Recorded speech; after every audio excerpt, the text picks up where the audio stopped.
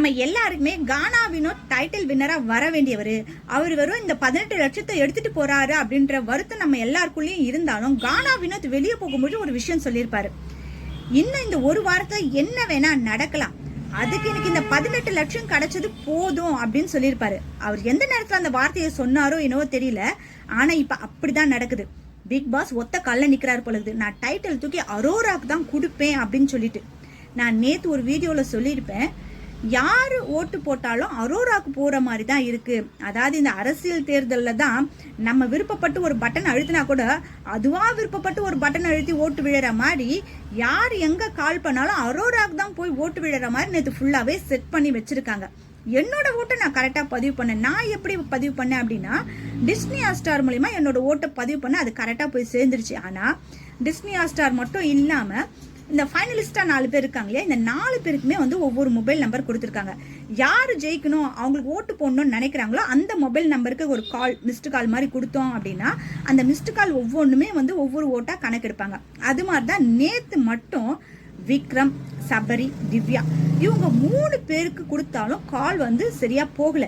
சரியா கால் போகலையே அப்படின்னு சொல்லிட்டு அடுத்த நபர் அரோராக்கு பண்ணலான்னு பார்த்தா அரோராக்கு மட்டும் போகுது. ஆக்சுவலா அவங்களுக்கு அரோராக்கு ஓட்டு போடணுன்ற எண்ணம் கிடையாது.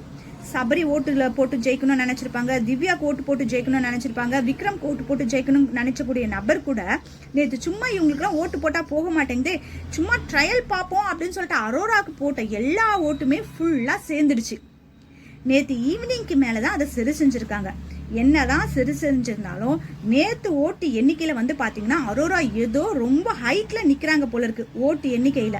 இப்போ இந்த ஓட்டு எண்ணிக்கைகள்லாம் சரி செய்யணும் அப்படின்னா இனி வரக்கூடிய இந்த ஒரு 2-3 நாட்கள்ல ஓட்டு போடக்கூடிய விதங்கள் மாறினா மட்டும்தான் யார் ஜெயிப்பா அப்படின்னு சொல்ல முடியும். இல்ல அப்படின்னா கண்டிப்பா தூக்கி டைட்டில அரோரா கையில தான் பிக் பாஸ் கொடுக்க போறாரு. இத பத்தி நீங்க என்ன நினைக்கிறீங்க அப்படின்றத கமெண்ட்ல சொல்லுங்க. நேத்து ஆதிரையும் எஃப்ஜேவும் தான் ஃபர்ஸ்ட் ரீஎன்ட்ரி கொடுத்தாங்க. கொஞ்ச நேரம் கழிச்சு கனியும் சுபிக்ஷாவும் வீட்டுக்குள்ள வந்தாங்க. கனியும் சுபிக்ஷாவும் விக்ரம சின்ன ஒரு பிராங்க் பண்றேன் அப்படின்னு சொல்லிட்டு அதுக்கப்புறமா சகஜமா பேச ஆரம்பிச்சிட்டாங்க. முதல்ல ரீஎன்ட்ரி கொடுத்தாங்களே வியானா, ரம்யா, பிரவீன்ராஜ் இவங்க எல்லாம் வந்த உடனே வீட்டுல ஃபைனலிஸ்டா இருக்கவங்க போட்டு நல்லா ரோஸ்ட் பண்ணாங்க. இவங்க எந்த அளவுக்கு ரோஸ்ட் பண்ணாங்களோ அதை விட பல மடங்கு விஜய் சேதுபதி அவங்க எல்லாருமே வச்சு செஞ்சுட்டாரு. அதனால அதுக்கப்புறமா ரீஎன்ட்ரி கொடுக்குறவங்க எல்லாருமே மோட்டிவேஷனா தான் பேசுறாங்களே தவிர்த்து யார் என்ன தவறு பண்ணாலும் அதை எடுத்து சுத்தி காட்டுற மாதிரி யாரும் பேசுறது கிடையாது. பிக் பாஸ் வீட்ல ஒரு 2-3 நாளா எந்த ஒரு கண்டென்ட்டும் கொடுக்கறதுக்கு இல்ல. அதனால திவ்யா எது பேசினாலும் எடுத்து போட்டுடுறாங்க, திவாகர் என்ன பேசினாலும் எடுத்து போட்டுடுறாங்க. திவ்யா வீட்டுக்குள்ள வரும்போது விஜய் சேதுபதி கிட்ட சொல்லுவாங்க, டெக்கோரம் யாரும் ஃபாலோ பண்ண மாட்டேன்றாங்க அப்படின்னு சொல்லிட்டு. அப்போ எனக்கு அத முழு அர்த்தம் என்ன தெரியாம இருந்தது. அதுக்கப்புறம் கேட்டு தெரிஞ்சுட்டேன். ஆனா இப்போ அவங்க அந்த டெக்கோரத்தை அவங்க ஃபாலோ பண்ண மாட்டாங்களோ அப்படின்ற மாதிரி தான் இருக்கு. ஏன்னா ஒரு கக்கா போற விஷயத்த பத்தி அவ்வளோ நேரம் பேசணும் அப்படின்ற அவசியம் கிடையாது. ஆனா அதையே முழுக்க எடுத்து பேசுறவங்களுக்கு சுத்தமா அவங்க சொன்ன விஷயத்த மறந்துட்டாங்களோ அப்படின்ற மாதிரி தான் எனக்கு தோணுது. எப்பவுமே எல்லா பிக் பாஸ்லயுமே வந்து பாத்தீங்கன்னா இந்த கடைசி வாரம் நீங்க டைட்டில் வின் பண்ணீங்கன்னா அந்த இடத்துல நீங்க என்ன பேசுவீங்களோ அதை பேசுங்க அப்படின்னு சொல்லியிருந்தப்பல அதே மாதிரி முதல்ல சபரி வந்து பேசினப்பல அவர் நார்மலா பேசினாரு, விக்ரமும் வந்து பாத்தீங்கன்னா அவருக்கு ஏத்த ஸ்டைல்ல பேசினாரு, திவ்யாவும் அவங்களுக்கு ஏத்த மாதிரி பேசினாங்க. இதுல அரோரா வந்து பேசினாங்க பாத்தீங்களா, அந்த விஷயம் மட்டும்தான் கொஞ்சம் இதுவா இருந்தது. என்ன அப்படின்னா அரோரா இப்போ இல்ல, ஸ்டார்டிங்ல இருந்தே ஒரு வார்த்தை சொல்லிட்டு இருப்பாங்க. என்ன அப்படின்னா, எனக்கு இந்த பிக் பாஸ் சான்ஸ் அப்படின்றது ரொம்ப ஈஸியா கிடைச்சிருச்சு. ஒவ்வொரு இடத்துலயுமே அவங்க அதை வந்து பதிவு பண்றாங்க. அதனால இந்த டைட்டில் வின்னர் அப்படின்றது வந்து பாத்தீங்கன்னா எனக்கு ரொம்ப ஈஸியா கிடைச்ச மாதிரி தான் இருக்கும் அப்படின்ற மாதிரி பேசும்பொழுது நிறைய பேருக்கு எரிச்சல் வரதுக்கான வாய்ப்பு இருக்கு. ஏன்னா இந்த வாய்ப்பு இது வரைக்கும் எனக்கு கிடைக்கல அப்படின்னு ஏங்கக்கூடியவங்க நிறைய பேர் இருக்கும் பொழுது எனக்கு ஈஸியா கிடைச்சிருச்சு இப்ப எனக்கு டைட்டிலும் ஈஸியா கிடைக்குது அப்படின்ற பேசும்பொழுது உங்களுக்கு தூக்கி கொடுக்கறதுக்கு எதுக்குங்க இத்தனை பேர் வந்து கஷ்டப்படணும் அப்படின்னு நினைக்கிற மாதிரி தானே இருக்கு. இனிமே அதை எந்த இடத்துலயும் அவங்க பதிவு பண்ணாம இருந்தா ரொம்ப நல்லா இருக்கும் அப்படின்னு நான் நினைக்கிறேன். அரோரா பேசினதை நீங்க கேட்டிருப்பீங்கன்னு நினைக்கிறேன். நீங்க என்ன நினைக்கிறீங்க அப்படின்றத கமெண்ட்ல சொல்லுங்க. துஷார் வீட்டை விட்டு வெளியே போனதுக்கு அப்புறமா துஷார்னு ஃபுல்லா அரோரா துஷாரை நினைச்சுக்கிட்டே இருந்தாங்க. சரி ஓகே, எப்படியோ இருந்தீங்க, இப்போ வந்து ஃபைனலிஸ்ட் ஆயிட்டீங்க, இன்னும் ஒரு 4 நாள்ல ஃபுல்லா ஷோவே முடிய போகுது, இன்னும் ஒரு 4 நாள் இவங்க பொறுமையா இருக்க மாட்டாங்களா? துஷாரே கொஞ்சம் விலகி போனா கூட அரோரா உனக்காக நான் பாட்டு பாடினேன், உனக்காக நான் லெட்டர் எழுதி வச்சிருக்கேன் பாரு, இது எவ்வளவு ஒரு நல்ல மூமெண்ட், உனக்காக சொல்ற நீ எந்த ஒரு வார்த்தையுமே பேச மாட்டேன்றியே அப்படின்னு சொல்லிட்டு துஷார் இவங்க இன்னும் ரொம்ப வலுக்கட்டாயம் பண்ற மாதிரி தான் எனக்கு தோணுது. ஏன்னா துஷார் ரொம்ப டீசெண்டா வந்த உடனே நான் வெளியே போனதுக்கு நீ காரணம் கிடையாது, எல்லாரும் சொன்னாங்கன்னா அதை காதுல வாங்கிக்காத. உன்னோட உழைப்பால தான் நீ வந்திருக்க, அதனால அதெல்லாம் எதுவும் பண்ணிக்காது எப்படி ஒரு டீசெண்டா சொன்னார் இல்லையா.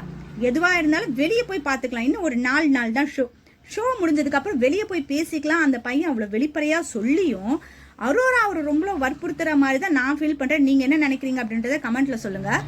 எனக்கு என்னவோ இந்த சீசன் அரோராக்காகவே வடிவமைச்ச மாதிரி நான் நினைக்கிறேன். ஏன்னா ஃபர்ஸ்ட் ஒரு 5 வாரம் அவங்க எதுவுமே பண்ணல. அதுக்கப்புறம் வந்து பாருங்களேன், அந்த இடத்துல அவங்க அமைதியா தான் இருப்பாங்க. வீக்கெண்ட் ஷோல விஜய் சேதுபதி வேணும்னு அரோரா நீங்க சொல்லுங்க அப்படின்னு சொல்லி கேட்பாப்பல. அந்த இடத்துல ஏதோ ஒரு பாயிண்ட் சொன்னதுக்கு அப்புறமா என்னவோ அந்த வாரம் ஃபுல்லா அவங்க ஏதோ கஷ்டப்பட்டு ஜெயிச்ச மாதிரி அரோராவை பாராட்டுவாரு. அங்க உழைச்சவங்க எல்லாருமே அமைதியா இருப்பாங்க. இவங்க தன்னால நல்ல ஒரு பாராட்டை வாங்கிட்டு போவாங்க. இப்போ டிக்கெட்டும் வந்து அவங்க ஜெயிச்சிட்டாங்க. உடனே நீங்க கேட்கலாம், ஏமா டிக்கெட் நான் ஈஸியாவா கொடுத்துட்டாங்க அப்படின்ட்டு. அன்னைக்கு கார் டாஸ்க்ல சபரி மட்டும் இறங்காம இருந்திருந்தால் கண்டிப்பா அரோராக்கு இந்த டிக்கெட் கிடைச்சிருக்காரு. சரிங்களா? சரி, சபரி இறங்கிட்டாரு, இப்படி உங்களுக்கு டிக்கெட் கிடைச்சிருச்சு. எல்லா விஷயமே வந்து சாதகமா அரோராக்கு முடியுது அப்படின்னும் போது ஏதோ ஒரு சின்ன சந்தேகம் என் மனசுல இருக்கு. உங்களுக்கு எப்படி இருக்குன்றத கமெண்ட்ல சொல்லுங்க. அதுவும் இப்போ துஷார் வந்துட்டு இவங்க வந்து ஒரு சில விஷயங்களை சொல்றாங்க. துஷார் வெளிப்படையாவே சொல்றாரு, நம்ம எதுவா இருந்தாலும் வெளியே போய் பேசலாம் அப்படின்னு சொல்லிட்டு. அந்த இடத்துல இவங்க வலுக்கட்டாயம் பண்றதை பார்த்து வெளியே இருக்கவங்களா என்ன தெரியுங்களா நினைப்பாங்க, அந்த பொண்ணு இவ்வளோ டீசெண்டா அந்த பொண்ணு மனசுல இருக்கிறதுலாம் சொல்லுது, இந்த பையன் பாரு எப்படி பண்றான், பாவம் அந்த பொண்ணு அப்படின்னு சொல்லிட்டு இன்னும் அவங்களுக்கு ஓட்டு விழுறதுக்கான வாய்ப்புகள் தான் அதிகமா இருக்க மாதிரி நான் நினைக்கிறேன். வெளியே போனவங்கள்ல இன்னும் சாண்ட்ராவும் கானா வினோத்தும் மட்டும்தான் உள்ள வரணும். நாளைக்கு எப்படியும் பொங்கல் செலிப்ரேஷன் அப்படின்னு சொல்லிட்டு அதை வச்சு ஓட்டிடுவாங்க. சாண்ட்ரா உள்ள வந்தாங்கன்னா கண்டிப்பா கண்டென்ட்க்கு பஞ்சமே இருக்காது.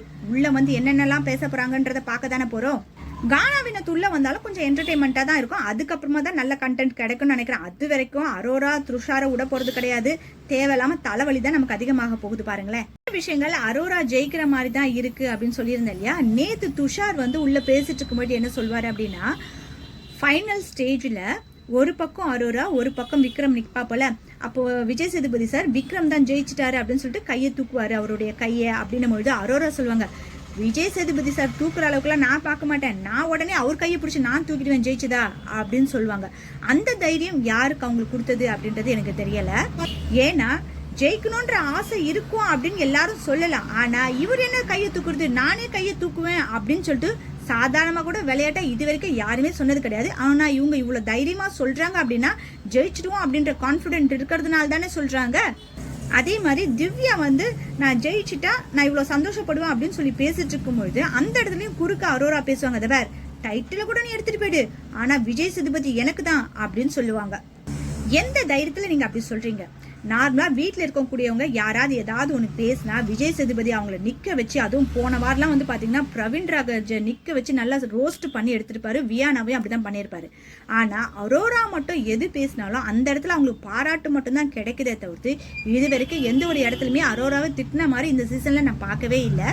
இந்த பிரச்சனை எல்லாம் வேணாம்னு சொல்லிட்டு தான் வினோத் எனக்கு 18 லட்சம் கிடைச்சா மட்டும் போதும் அப்படின்னு சொல்லிட்டு மனுஷன் அழகா அதை எடுத்துட்டு போயிட்டாரு. உண்மையாலுமே அவர் பண்ணதுதான் புத்திசாலித்தனம் அப்படின்னு நான் நினைக்கிறேன். நீங்க என்ன நினைக்கிறீங்க அப்படின்றதையும் கமெண்ட்ல சொல்லுங்க. எனக்கு அந்த ஃபைனல் ஸ்டேஜ்ல விஜய் சேதுபதி கையை பிடிச்சிட்டு இருக்கக்கூடிய அந்த 2 நபர் சபரி திவ்யாவா இருக்கணும் அப்படின்னு நான் ஆசைப்படுறேன். நீங்க யாரா இருந்தா நல்லா இருக்கும் நீங்க ஆசைப்படுறீங்களோ அதை வந்து கமெண்ட்ல சொல்லுங்க.